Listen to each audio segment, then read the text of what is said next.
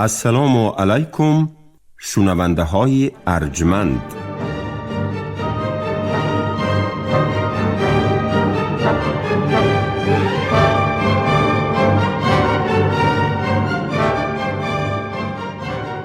به توجه شما گفتار از سلسله خوانش ادبی قرائت کتاب پرزیدنت جمهوری تاجیکستان محترم امام علی رحمان، تاجیکان در آینه تاریخ از آریان تا سامانیان، کتاب یکم، گفتاری اول. پیش گفتار.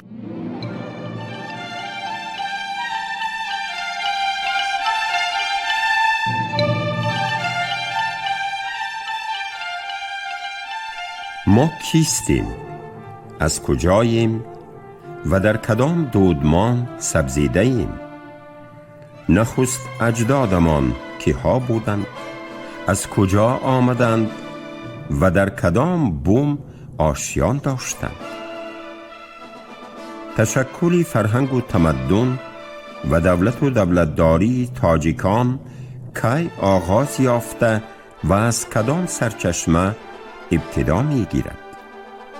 مقام و حصه تاریخی ملت ما در پیدایش و پیشرفت تمدن مشترک آریایی نژادها تا کجاست؟ زبان مادری، رسم و آیین اجدادی، میراث تاریخی و فرهنگی و اصول دولتداری ما بنیادی ملی دارد یا از دیگر خلقیت‌های صاحب تمدن به ما گذشته؟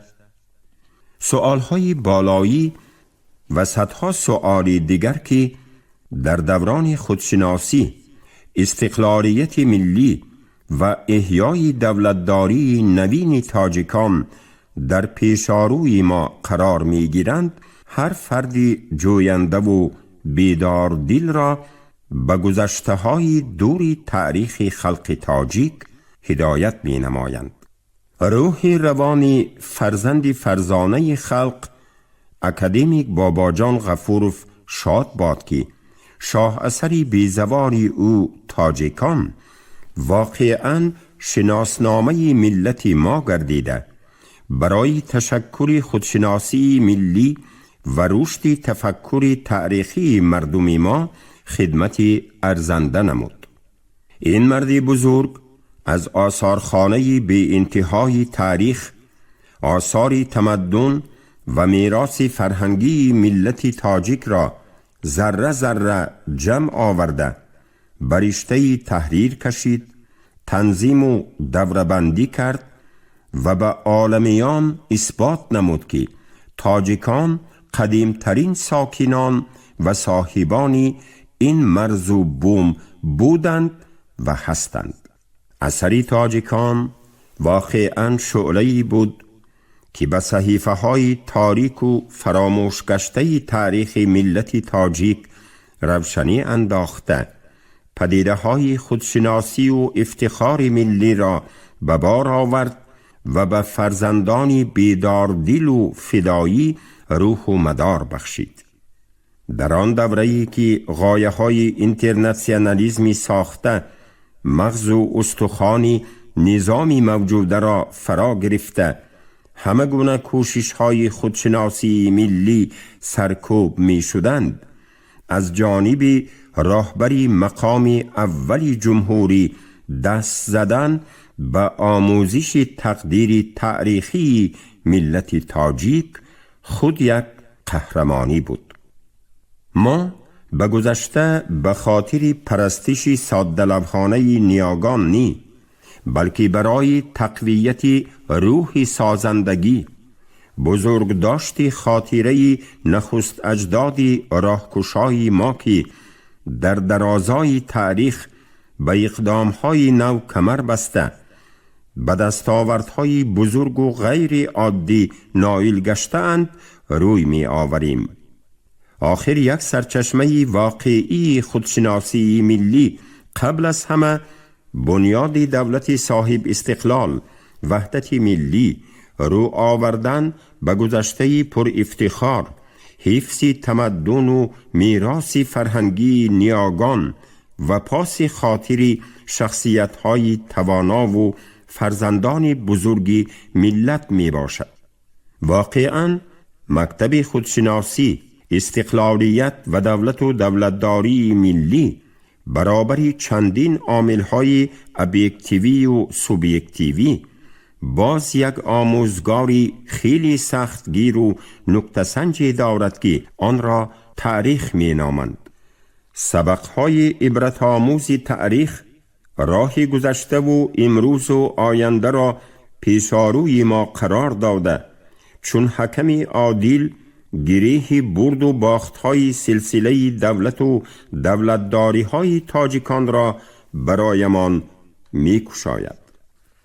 بارها هنگامی از سری منبر سخن گفتن و در واخوری و جلسه ها برآمد نمودن، گشته و برگشته تأکید می کردم که دولت سامانیان را به هیچ وجه آغاز دولت و دولتداری تاجیکان خواندن روا نیست، زیرا خلق تاجیک تا عهد سامانیان سلسله دولت و دولتداری ها را بنیاد گذاشته در ماورای آسیای میانه چون قدیمترین ملت شناخته شده است و صحیفه های نخستین فرهنگ و تمدن عهد قدیم را در این سرزمین طرح‌ریزی و پایه‌گذاری کرده است. واقعاً تاریخ دولت و دولتداری تاجیکان به هزار ساله های بسا دور رفته می رسد که از سرچشمه های اساطیری و جنبه های روایتی آغاز می گیرد. این دوره اساطیری را دوره پادشاهی سلاله پیشدادیان قلمداد کردند که غالباً منظره جامعه ابتدایی و صاحب عقل و تمیز گردیدن و به آستان تمدن رسیدن نیاگان ما را در جامعه روایت و قصه های دلانگیز فرا می گیرد. مادامی که اساطیر یونان زمین، اساطیر بنی اسرائیل، اساطیر مصر قدیم و بابل و آشور چون یک رکن تاریخی این کشورهای متقدم اعتراف شده باشند، پس سلاله اساطیری پیشدادیان را سرچشمه تاریخ دولت و دولتداری تاجیکان و دیگر مردم آریایی شناختن عیبی ندارد. دوره دولت و دولتداری سلاله کیانیان زینه از اساطیر به واقعیت تاریخی گذشتن بوده به عهد پادشاهی گشتاس و ظهور پیامبری زردوشت راست می آید. مادامی که تعلیمات زردوشت و کتاب مقدس اوستا را کل علمای جهان و تواناترین تاریخ شناسان شرق و غرب اعتراف کرده، شکوه و شهامت دولت کیانیان و کشوری هزار شهر آنها بلخ و باختری باستانی را ستایش نمودند، آیا ما تاجیکان وارثان واقعی سلاله کیانیان حقوق معنوی داریم که از این حقیقت کیها اعتراف شده تاریخ چشم بپوشیم و دامن آبا و اجداد خود را رها نماییم؟ پایدیواری واقعی دولتی باختر و سوخت قدیم محض در همین دوره گذاشته شد. صدها شهرهای آباد و شهرستانهای آوازداری نیاگان ما، راههای کاروانگرد و مرکزهای بزرگ تجارتی در همین دوره قامت افراختند. عهد دولت و دولتداری باختر و یونان و کوشانیان باشد، بزرگترین صحیفه های تاریخ کهن ملت تاجیک است که هنوز هم پره آموخته نشده است. از بس که دامن پیشگفتار کوتاه است و زیاده روی را نمی پسندد، از ذکر دولت و دولتداری های من بعده تاجیکان خودداری نموده.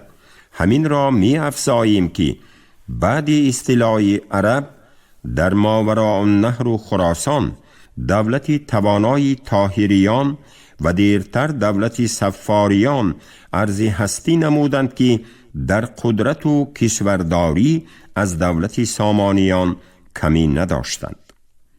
ولی دولت سامانیان توانست که یک دوره خیلی پربرکت و مساعد بالاروی و شکوفایی تمدن و دولتداری را فراهم آورده یک زینه نوبتی تشکلیابی دولت توانای ملی و متحد کننده خلقیت تاجیک، یک حوزه پهناوری احیای ارزش‌های فرهنگی و دستاوردهای مادی و معنوی ملت ما گردد. دولت سامانیان در نهایت کار یک جولانگهی شد که کشوری فرهنگ خیز و ملت فرهنگ پروری تاجیک باری دیگر ذکاوت فطری و هویت ملی خیش را در این دوره به جهان متمدن نشان داد. این دوره چون جنبست راه تاریخی تشکل خلق تاجیک و به اوج کمالات رسیدن دولت و دولتداری ملی تاجیکان اعتراف شده است. در پیش جشن 1100 سالگی دولت و دولتداری سامانیان ایستاده است و عادتاً به جشن ابرمردان ملت با دستاویزی مناسب و تحفه ارزنده می روند. در ابتدای کار من هم می خواستم از روزگار اسماعیل سامانی و سرنوشت دولت سامانیان یگان اثری خاکسارانه انشا کنم، چون دیدم که عالمان توانا و ادیبان شناخته با همت رستمانه قریب در همه سمت و رکنهای دولت و دولتداری سامانیان اثرها آفریده اند، جرأتم نرسید که به این موضوع دست زنم. از بس که تاریخ نخستین دولت و دولتداری تاجیکان کیها باز مرا سوی خود می کشید، تصمیم گرفتم که به کهن‌ترین صحیفه های سرنوشت ملت و بنیادگذاری تمدن و دولت و دولتداری تاجیکان رو آورم. خوب می دانم که به عمق 1000 ساله های دور راه یافتن، تهخانه های ساکت و پر اسرار تاریخ را پیمودن کاری است مشکل و میان شکن، ولی از روح بزرگان و ابرمردان توانای ملت تاجیک، از روح اسماعیل سامانی پاک نهاد و بزرگمنیش مدد می جویم. به دعای نیکی پیرانی روشن ضمیر و موی سفیدان خاکسار و فروتن تاجیک امید می بندم. در آخر می خواهم به خواننده عزیز برسانم که کتاب مذکور رساله مکمل و تدقیقات مفصل تاریخی نبوده، اندیشه های مختصری است در حاشیه جشن 1100 سالگی دولت سامانیان. کمینه دعوای عالمی و تاریخ نگاری نیز ندارم و اگر هر حسن و قبح در این سطرها راه یافته باشد، محض به خاطر بزرگداشت جشن 1100 سالگی سامانیان، تحکیم خودشناسی و استقلالیت ملی، دولت و دولتداری گذشته و امروزه تاجیکان بوده، چون حصه خاکسارانه یک فرزند مادری تاجیک پذیرفته شود.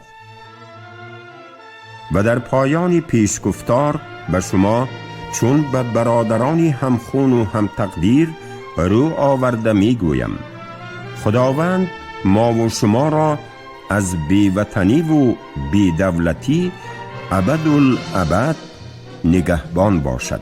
آمین.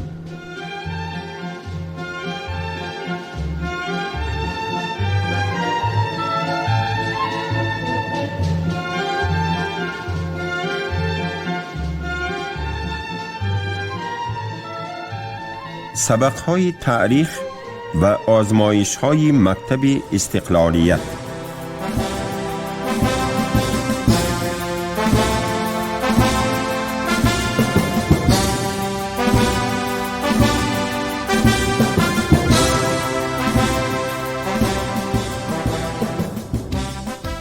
واقعاً تاریخ را خاطره انسانیت می نامند.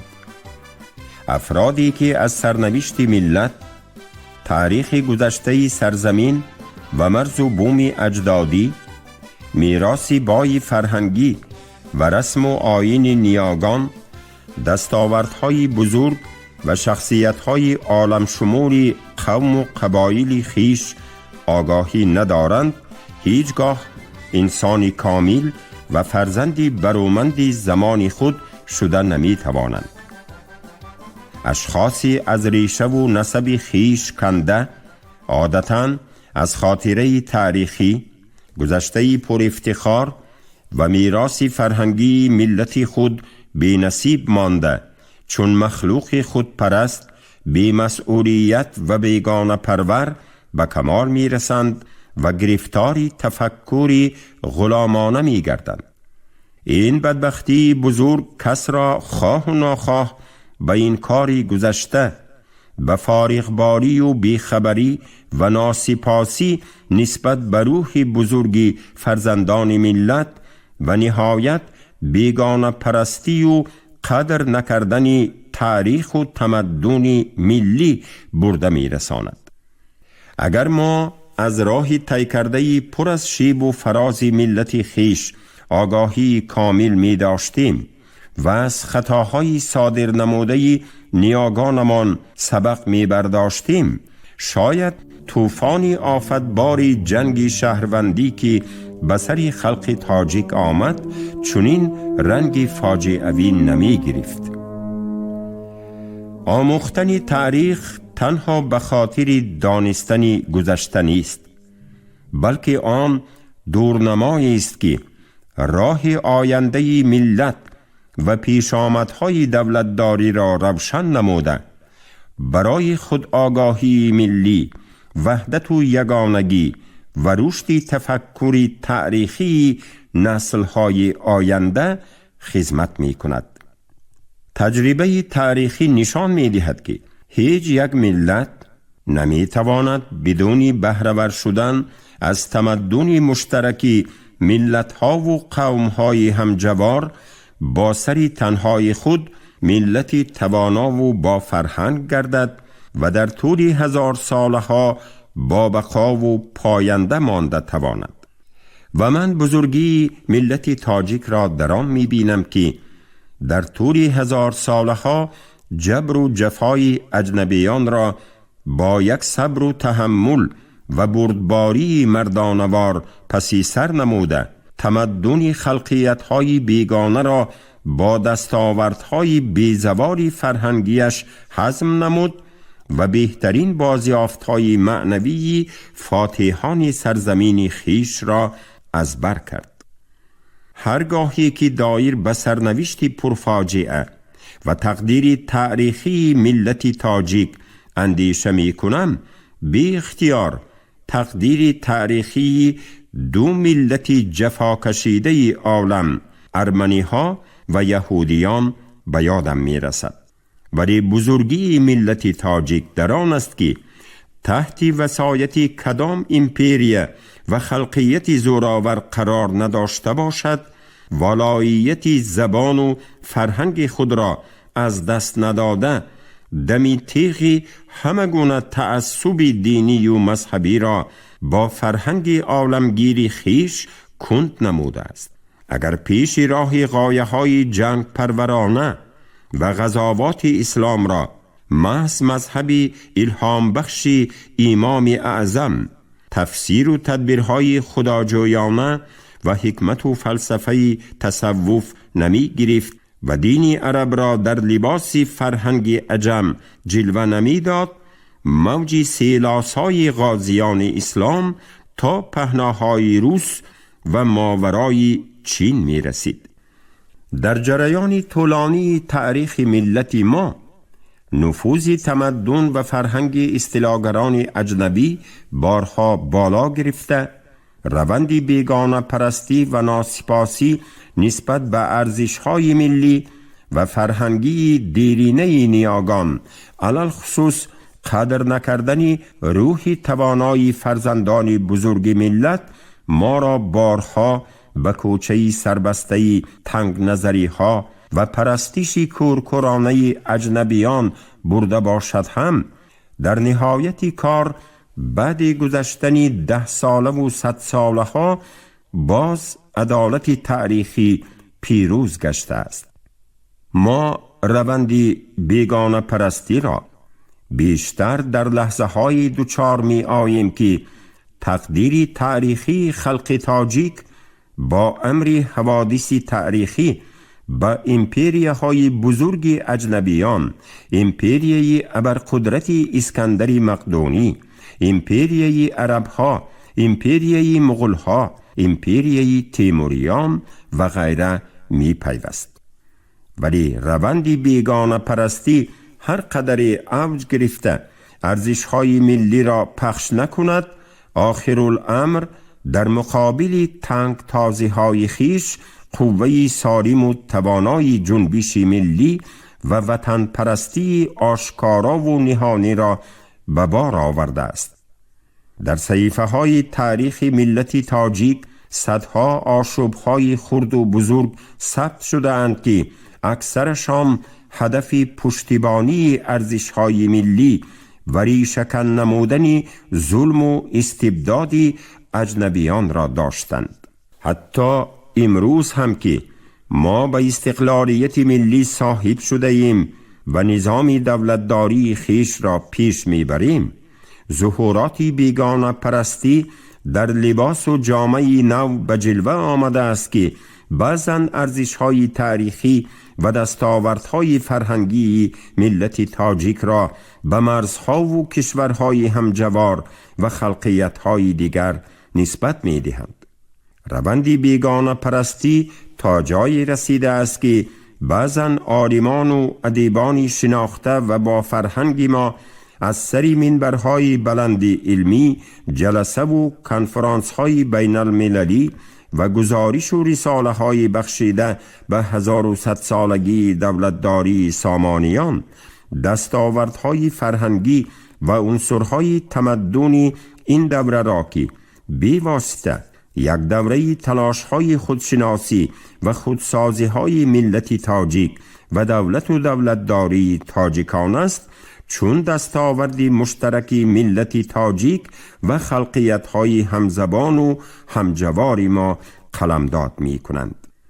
این گونه رساله و تحقیقات چون فرضیه ناسالم علمی اگر از یک طرف جوانان امروزه و نسل‌های آینده را به اشتباه اندازد، از طرف دیگر آسیاب عقیده های غرضناک و یک طرفه بدخواهان و دشمنان ملت ما را به گردش می آورد. ما البته تاریخی بای دستاوردهای بزرگ فرهنگی و تمدن قدیمی برادران همزبان و همجوار را احترام می کنیم و عزیز و معتبر می دانیم، ولی این معنای آن را ندارد که تمدن دیرینه، تاریخ دولت و دولتداری و دستاوردهای فرهنگی ملت خود را انکار نماییم. تاریخ و فرهنگ همجوار، تمدن مشترک و جغرافیای سیاسی قرنهای گذشته نباید شرح و تفسیری یک طرفه یافته بر روند حیات امروزه، تشکل استقلالیت و دولتداری نوین تأثیری ناروا رساند. ولی متاسفانه بعد پاش خوردن اتحاد شوروی و پدید آمدن دولت‌های صاحب استقلال ملی در کشورهای نزد بلتیک، قفقاز و آسیای میانه، بعضاً حقیقت تاریخی تفسیری ناسالم یافته کار تا تاریخ آرایی، تاریخ سازی و حتی تاریخ دزدی می رسد. هرگاه سخن از باب میراث تاریخی، دستاوردهای علمی و فرهنگی، اصل و نسب فرزندان برومند ملت تاجیک و حتی پیدایش و تشکل زبان تاجیکی می رود، غالباً انصاف و عدالت تاریخی رعایت نمی گردد. به قول محقق معروف تاجیک اکبری ترسونزاد، حقشناسی تاریخی به یک بازاری بین المللی تبدیل یافته است که نه فقط فروشنده و خرنده بلکه دلال هم دارد. ما که دلالی بین الخلقی نداریم، مال تاریخی امان اکثر وقت به غارت می رود. مسئله نسبیت میراث تاریخی ما بخشی از مسئله های کلی‌تری علمی است.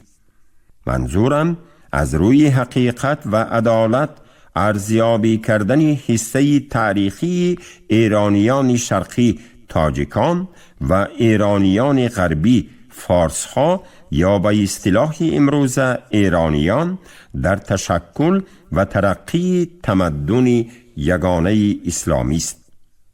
در عرفه جشن 1100 سالگی دولت سامانیان این مسئله رنگ و روند خاصی علمی پیدا می کند، زیرا سخن فقط از تعیین و تأیید حد تاریخی خلقهای جداگانه خصوصا تاجیکان و میراث مشترک مادی و معنوی مردم آریایی نژاد نمی رود. مسئله بعد کلی هم دارد. از این جهت یک واقعیت ناگوار و تأسف آوری علمی است که اکثر مورخان ایرانی و تاریخ نگاران جهان و رارود و خراسان پیش از اسلامی را یک مضافات عقب مانده ایرانی بزرگ قلمداد کرده خروش تمدن آن را در عهد اسلام از نفوذ فرهنگی ایران غربی می دانند. کارندگان تخم اصیل تمدن در سرزمین ما و شما گویا ساکنان قدیم ایران حاضره بودند.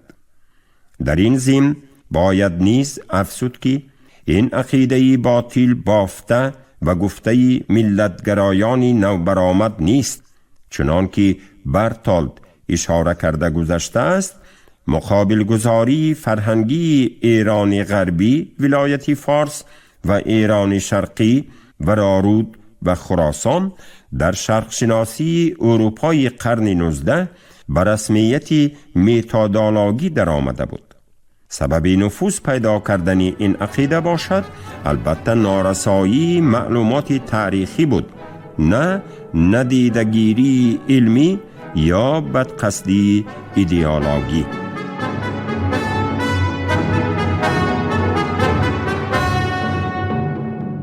شنونده های گرامی، شما گفتار اول را از کتاب پرزیدنت جمهوری تاجیکستان محترم امام علی رحمان، تاجیکان در آینه تاریخ از آریان تا سامانیان شنیدید. راوی علیزاده عبدالرشید خوجندقل، کارگردان شیرعلی نغزلی. پایان گفتار از سلسله خوانش ادبی.